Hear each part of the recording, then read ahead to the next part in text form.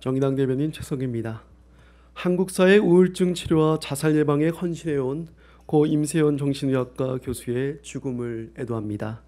임 교수가 담당하던 환자의 살해당한 뒤 의료진 안전 문제와 함께 정신질환의 체계적 치료, 관리 문제가 대두되고 있습니다. 의료진이 안전하게 진료할 수 있는 환경과 정신질환자들의 완전한 치료 환경 보장을 위해 정의당 또한 노력을 아끼지 않을 것을 약속드립니다. 한편 임 교수의 죽음이 정신질환자에 대한 사회적 편견이 강해지는 계기가 되어서는 결코 안 될 것입니다. 그것은 임세원 교수가 바라는 바도 아니었습니다. 유가족은 고인이 정신질환자가 사회적 낙인 없이 치료받을 수 있는 환경을 원했다고 합니다. 우리나라에서 정신적 고통을 호소하는 다수가 꾸준한 진료를 받지 않거나 관리 체계에 등록되어 있지 않습니다.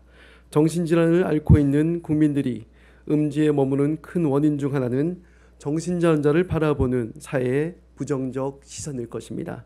마음의 병을 앓고 있는 환자들이 양지에서 편견 없이 본인을 위한 치료에 집중할 수 있는 환경을 갖고 나가는 것이 시급한 과제입니다. 정신질환에 대한 온전한 치료 환경 보장은 의료진의 안전한 진료 환경을 추구하는 것과 대립되는 것이 아니라 상호 보완적 관계에 있습니다. 정의당은 임세원 교수가 꿈꾸던 정신질환에 대해 편견 없고 차별 없이 치료받는 세상을 위해 함께 노력할 것입니다.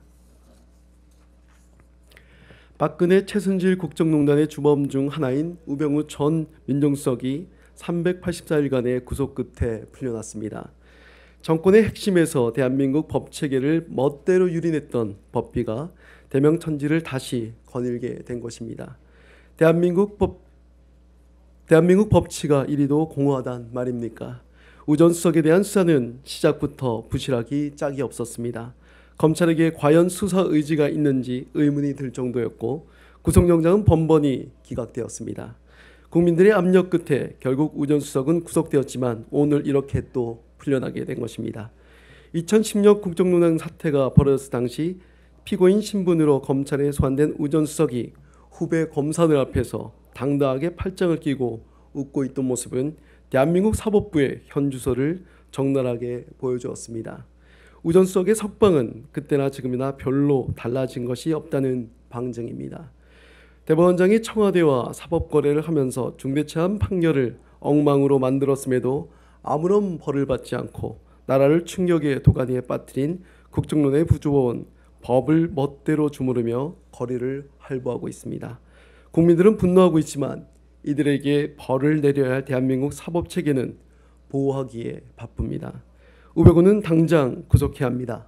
우병우를 당장 구속하지 않는다면 국민들은 다시 한번 우병우의 조서를 보게 될 것입니다.